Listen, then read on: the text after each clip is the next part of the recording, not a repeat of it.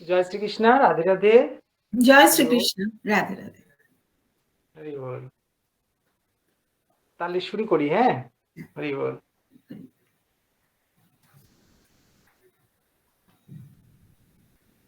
প্রথমে আমরা গুরু বন্দনা করে নেব এবং অনুলোম বিলোমের সাথে সাথে আমরা গীতা শ্রবণ করব। স্বামীজিকে প্রণাম, আচার্যজিকে নমন বন্দন এবং সকলকে প্রণাম জানিয়ে শুরু করছি।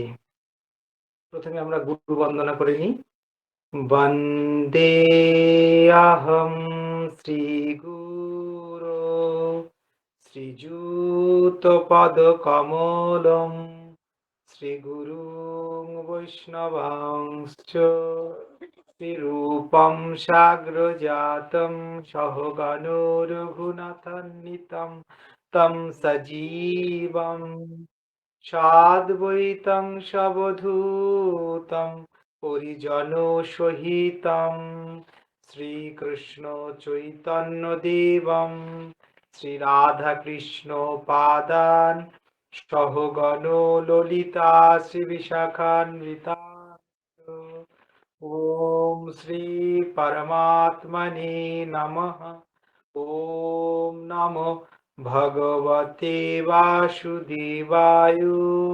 ওম। গীতার ধ্যান ও স্তুতি।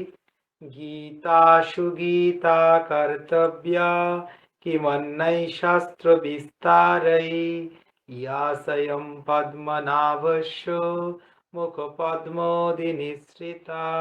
গীতা ঠিক ঠিক বুঝে অধ্যয়ন করে ভাব সহ তার অর্থ চিত্তে ধারণ করা আমাদের প্রধান কর্তব্য, যা স্বয়ং পদ্মনাভ ভগবান বিষ্ণুর মুখারবিন্দ নিঃসৃত।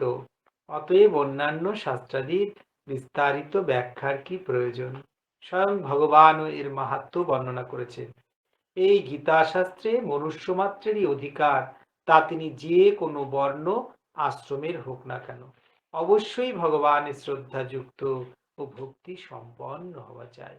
ভগবান ভক্তদের মধ্যেই গীতাকে প্রচার করবার নির্দেশ দিয়েছেন এবং বলেছেন, স্ত্রী, বৈশ্য, শূদ্র, এমনকি পাপজনী ব্যক্তিও যদি গীতার শরণাগত হয় তাহলে তারা পরম গতি প্রাপ্ত হবে। অতএব কল্যাণকামী মানুষের উচিত নিজ সন্তানদের অর্থ ও ভাবসহ গীতা অধ্যয়ন করানো এবং নিজেও এই গীতার পঠন পাঠন মনন করে জীবনের সার্থকতা এবং এই যে আমাদের দুর্লভ মনুষ্য জন্ম আমরা পেয়েছি, এক মুহূর্ত আমাদের ক্ষণভঙ্গুর ভোগে নষ্ট করা উচিত নয়। অবশ্যই আমাদের ভগবত চরণে, গুরুর চরণে এবং গোবিন্দ চরণে আশ্রয় করে আমাদের জীবন অতিবাহিত করা উচিত এবং সর্বদা আমাদের সর্ব কাজের মাঝে প্রভুকে রাখা উচিত এবং সর্বদাই কাজে কর্মের মধ্যে ব্যস্ত থাকলেও মনে মনে আমরা যদি প্রভুকে স্মরণ করতে পারি, সেটাই কিন্তু আমাদের জীবনের সার্থকতা। এবারে গীতার আমরা দ্বিতীয় অধ্যায়ে আজ আমরা 11তম শ্লোক থেকে শ্রবণ করব। দ্বিতীয় অধ্যায় সাংখ্যযোগ, 11তম শ্লোকা। শ্রী ভগবান উবাচ असत्यानम्बशोच्यस्तं प्रज्ञावादांश्च भाषसे गतासूनो गतासूंश्च নানুশোচন্তি পণ্ডিতাঃ। ভগবান শ্রীকৃষ্ণ বললেন, হে অর্জুন, যাদের জন্য শোক করা উচিত নয় এমন মানুষদের জন্য তুমি শোক করছো, আবার পণ্ডিতের মতো কথাও বলছো। কিন্তু পণ্ডিতগণ মৃত বা জীবিত কারো জন্যই শোক করেন না। অর্থাৎ যারা প্রকৃত জ্ঞানবান, যারা পণ্ডিত, তারা মৃত বা জীবিত কারো জন্যই শোক করেন না। এখানে প্রভু একটা সিদ্ধান্ত দিলেন কি আমাদের জীবিত বা মৃত কারো জন্যই শোক করা উচিত নয়, কারণ তিনি পরম পিতা। জগতে যা কিছু সৃষ্টি হয়েছে সবই তারই ইচ্ছাই হয়েছে এবং যা লয় হয়েছে তারই ইচ্ছাই হয়েছে, যা হবে তারই ইচ্ছাই হবে। অতএব প্রভুর চরণে আমাদের সর্বত্র সমর্পণ রাখা এবং প্রভু সদা মঙ্গলময়। যারা তাকে ডাকে তাদের জন্যও তিনি প্রিয়, যারা তাকে ডাকেন না তাদের জন্যও তিনি প্রিয়, কারণ তিনি হচ্ছেন সকলের পিতা। তৃতীয় অধ্যায়ে কর্মযোগে প্রভু বলেছেন যে আমি হচ্ছে বীজ বপনকারী পিতা এবং বসুন্ধরা অর্থাৎ ধরিত্রী মা হচ্ছেন গর্ভধারিণী মা। অতএব এই যে আমাদের সংসার জীবনে এসে যাদের আমরা সন্তান রূপে পেয়েছি, তারাও কিন্তু আমার বলে কিছু নেই, তারাও কিন্তু প্রভুরই সন্তান এবং প্রভুই তাদের পিতা। আমাদেরকে তাদের লালন পালন করার জন্য প্রভু কি দিয়েছেন? দায়িত্ব দিয়েছেন। আমরা তার সংসারের দাস। দাসের কর্ম হচ্ছে প্রভু যেভাবে বলবেন সেইভাবে চলা। এই ভাব নিয়ে আমাদের চলা উচিত। তাহলে আর সন্তান সন্ততি পরিবারের কাছ থেকে দুঃখ পাওয়ার থাকে না। কিন্তু যদি আমরা আশা করি তাহলে অনেক দুঃখ পেতে হয়। প্রভু এখানে বলছেন যে যাদের জন্য শোক করা উচিত নয় এমন মানুষদের জন্য তুমি শোক করছো। এই জড়জগতে এসে কতবার আমরা পিতা মাতা কতবার সন্তান হয়েছি এবং প্রত্যেক জন্মেই এরকম কতবার বিচ্ছেদ হয়েছে। অতএব আমাদের যদি এই শোকে মুহ্যমান আমরা হয়ে পড়ি তাহলে তো আর প্রভুকে পাওয়া হবে না। সেই জন্য আমাদের অবশ্যই কি করা উচিত না, কোনো কিছুর জন্যই শোক সন্তাপ করা উচিত না। জগতে আমরা কিছু নিয়ে আসিনি, কিছু নিয়ে যেতেও পারবো না। জগতে কেউ কারো নয়, একমাত্র এই প্রভুই আমাদের। আর সব হচ্ছে মায়ার এই সংসার। নত্বেবাহং জাতু নাসম নত্বম নেমে জনাধিপঃ ন চৈব ন ভবিষ্যামঃ সর্বে বয়মতঃ পরম। এমন নয় যে আমি আগে ছিলাম না বা তুমি আগে ছিলে না বা এই রাজন্যবর্গ ছিল না এবং পরেও যে আমরা সকলে থাকবো না তাও নয়। অর্থাৎ আমরা আছি, আমরা থাকবো এবং আমরা ছিলাম। অর্থাৎ প্রভু এখানে যে এই জড়দেহের নশ্বরত্ব এবং আত্মার অবিনাশিতার কথাই যেন এখানে সুন্দরভাবে প্রভু আমাদের অর্জুনকে উদ্দেশ্য করে জানাচ্ছেন। অর্থাৎ আত্মা হচ্ছে অবিনশ্বর। আত্মা কি করে না, নিজ নিজ সংস্কার বশে আত্মা এক দেহ পরিত্যাগ করে নতুন দেহ ধারণ করেন। যেমন আমরা জীর্ণ কাপড় চোপড় পুরনো হয়ে গেলে ছিঁড়ে গেলে যেমন আমরা ফেলে দিই এবং নতুন বস্ত্র কিনে নিই, আত্মাও তাই। এক দেহের যাবতীয় সংস্কার চাওয়া পাওয়া যা আমরা আকাঙ্ক্ষা করছি এই জন্মে সেরকম অনুযায়ী আমরা দেহ পাবো এবং সেই দেহকে সে সমস্ত কিছু ভোগ করার পর যখন আত্মা সেই দেহের আর প্রয়োজন থাকবে না তখন সেই দেহ খোলসের মতন ত্যাগ করে আবার নতুন দেহ ধারণ, নতুন দেহে আত্মা কি হবে? পর্যবসিত হবে। এবং কি হয়, আমরা এই জন্মে এই যে ভালো সংস্কার, গীতা পারায়ণ, গীতা শ্রবণ, যোগের সঙ্গে যুক্ত হওয়া, মানুষের সেবা করা, এই যে করছি এগুলো, এটা যদি আমরা করে যেতে পারি তাহলে প্রভু আমাদের সেরকম ভজনশীল, সেরকম কোনো ভক্তের ঘরে, কোনো বৈষ্ণবের ঘরে আমাদের জন্ম দেবেন, কোনো বিত্তশালীর ঘরে জন্ম দেবেন, যেখানে আমরা কি করতে অভাবে না থেকে আমরা আরো বেশি দান করতে পারি, আরো ভজন করতে পারি। প্রভু সেরকম কিন্তু আমাদের ব্যবস্থা অবশ্যই করে দেবেন। এবং আমাদের কতবার যে জন্ম হয়েছে তা আমরা জানি না।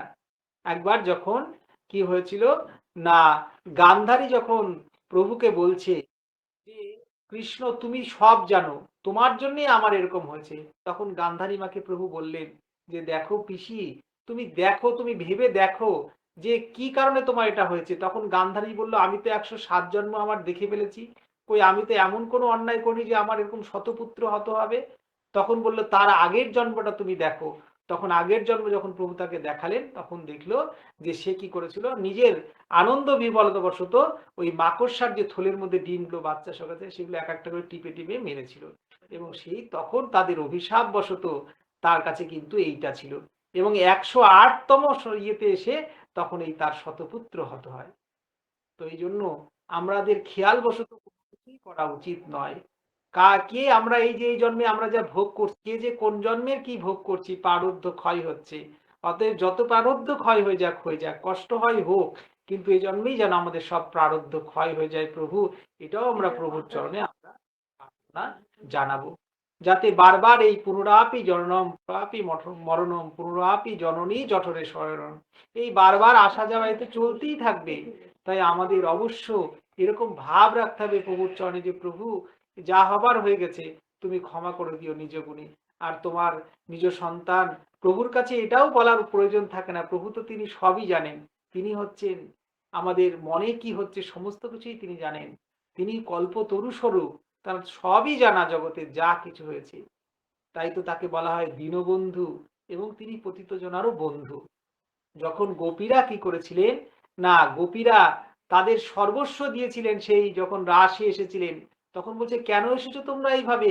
বাড়ি ঘর, তোমাদের আত্মীয় পরিবার, স্বামী, তোমাদের কোনো লজ্জাও নেই? তোমরা কুলবধূ, তোমরা চলে এসেছো? বলছে, দেখো কৃষ্ণ, আমরা তো চলেই এসেছি, আমাদের আর ফিরে যাওয়ার কোনো উপায় নেই।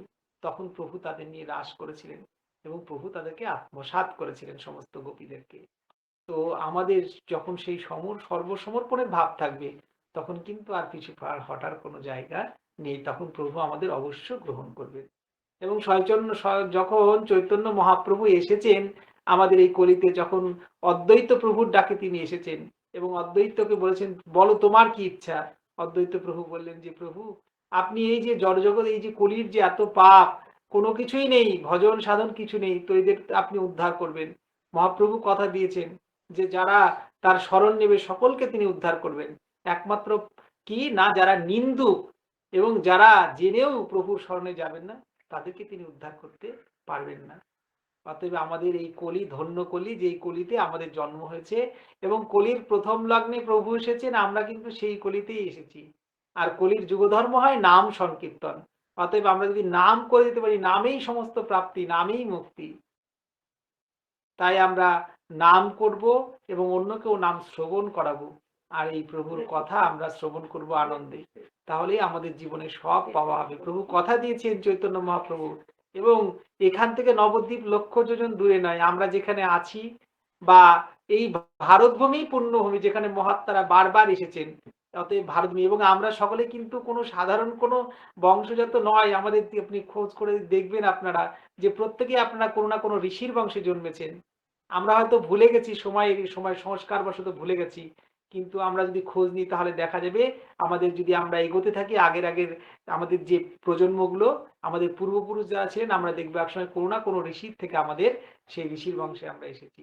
অতএব এই তপভূমি ভারতবর্ষে জন্মে যদি আমরা ভজন সাধন না করতে পারি, তাহলে এর থেকে দুঃখ আর কিছু থাকবে না। এই সুযোগ চলে গেলে আবার যে কবে সুযোগ আসে, কোন কল্পে যে আমরা সেই জায়গায় আবার মনুষ্যজন্ম পাবো কি পাবো না, সেটাও কোনো ভরসা নেই। অতএব ভরসা এটাই, যে আমাদের জীবনের আর যে কটা দিন আছে, সে কটা দিন যেন প্রভুকে আমরা প্রাণ ভরে হাগুর হানিতায়, হরে কৃষ্ণ কৃষ্ণ কৃষ্ণ হরে হরে, হরে রাম রাম রাম হরে হরে, এই মহামন্ত্র যেন আমরা প্রাণ ভরে করতে পারি, তাহলেই জীবনের সার্থকতা। তো এইভাবেই প্রভু বলছেন যে, তুমি, আমি যে ছিলাম না, তুমি ছিলে না, বা তোমাদের যে আবার থাকবা না, এটাও কিন্তু নয়। ব্যাপারটা কিন্তু এরকম নয়। তাহলে কি ব্যাপারটা কি? না, 13তম শ্লোকে সে প্রভু বলছেন, দেহিনস্মিন যথা দেহে কৌমারম যৌবনম জরা তথা দেহান্তর প্রাপ্তি ধীর তত্র না মুহ্যতি। যেমন জীবাত্মার এই দেহে কৌমার, যৌবন এবং বার্ধক্য অবস্থা আসে, তেমনি দেহান্তর প্রাপ্তিও ঘটে। এ বিষয়ে ধীর ব্যক্তিগণ মোহগ্রস্ত হন না। যারা এই জন্ম মৃত্যুর চক্র জানেন, যারা প্রকৃত যে আমরা কি, কেন আমাদের এই জগতে আসা, কি আমাদের উদ্দেশ্য আসার, এটা যারা আমরা জানতে পেরেছি বা মহাত্মারা জানতে পেরেছেন, তাদের কাছে কি বলছেন, না না, সে বিষয়ে ধীর ব্যক্তিগণ মোহগ্রস্ত হন না, অর্থাৎ তারা আর মোহগ্রস্ত হন না। আমরা যখন জেনে যাব যে আমি দেহ নয়, আমি আত্মা, দেহের মধ্যে কি করছে কতগুলো সংস্কার এবং কতগুলো ইচ্ছা ভোগ করার জন্য এই দেহের রূপ প্রাপ্তি। 14তম শ্লোকা, মাত্রাস্পর্শাস্তু কৌন্তেয় শীতোষ্ণ সুখ দুঃখদাহা আগমাপায়িনো নিত্যাস্ত্যাস্তিতিক্ষর ভারত।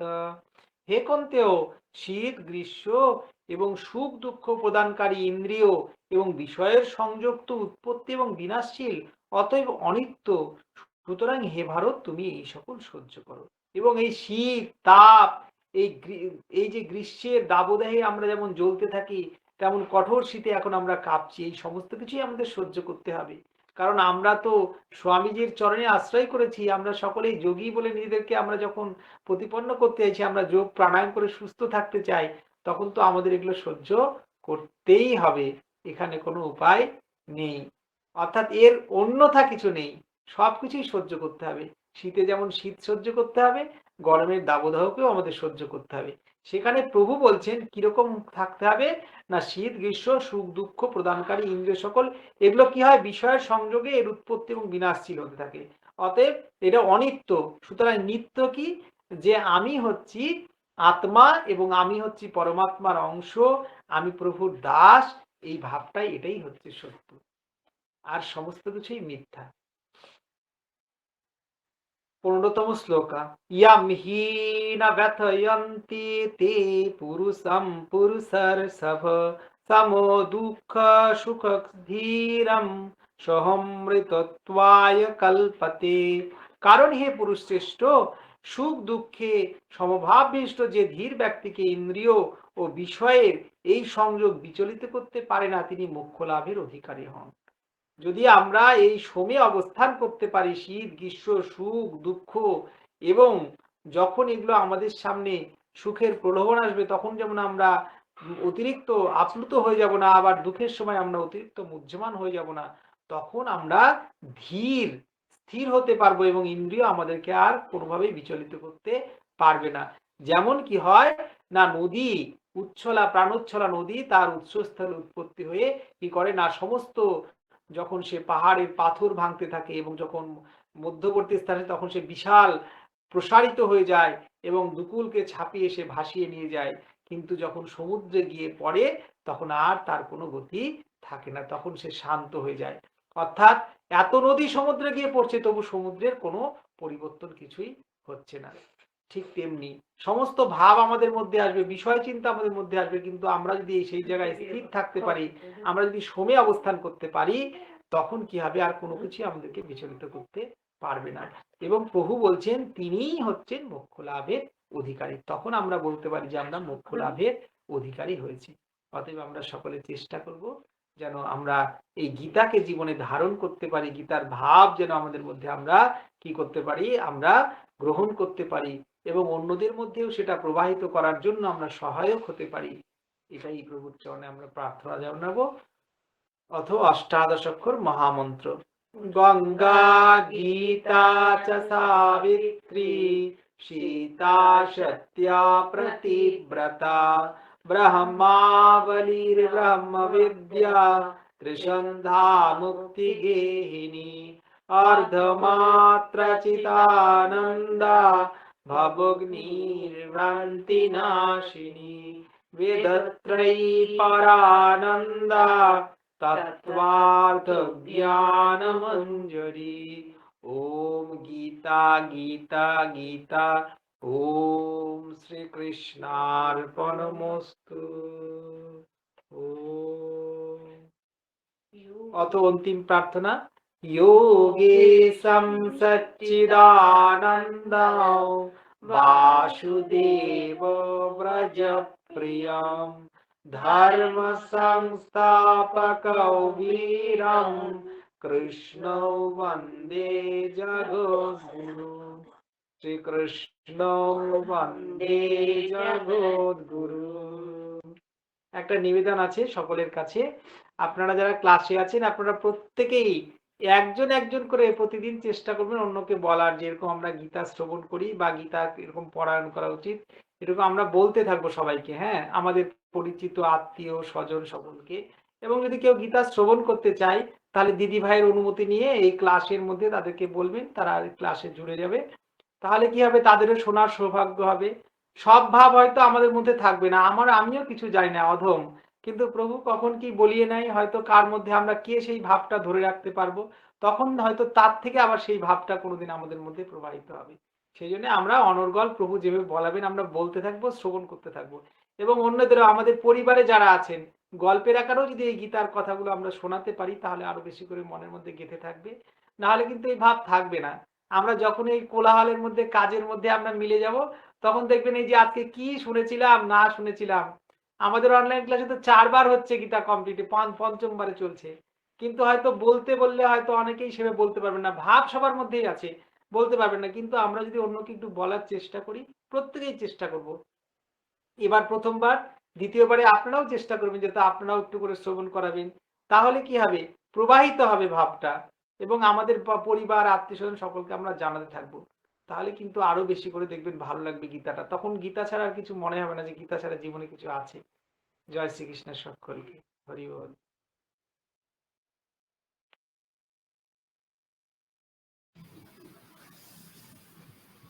আমরা ভ্রামরি 5 বার ভ্রামরি আর 3 বার উদ্গ্রীব করে তারপরে ক্লাস শেষ করি। তোমার কাজ হলো? হ্যাঁ, হয়েছে। জয় শ্রীকৃষ্ণ, প্রণাম। করো, ভ্রামরি করো।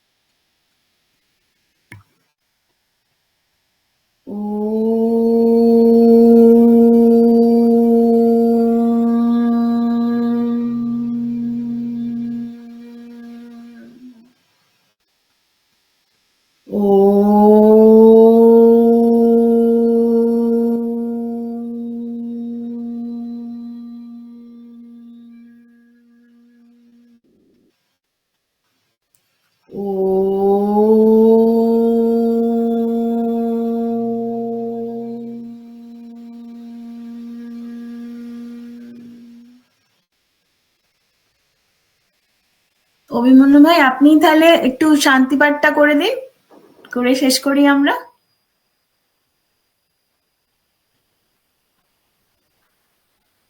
লাবণ্য করুক নাকি?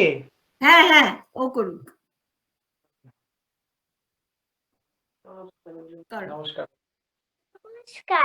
নমস্কার। ওম প্রণাম। সর্বে ভবন্তু সুখিনঃ, সর্বে সন্তু নিরাময়া, সর্বে ভদ্রাণি পশ্যন্তু, মা কশ্চিদুঃ ভবেৎ।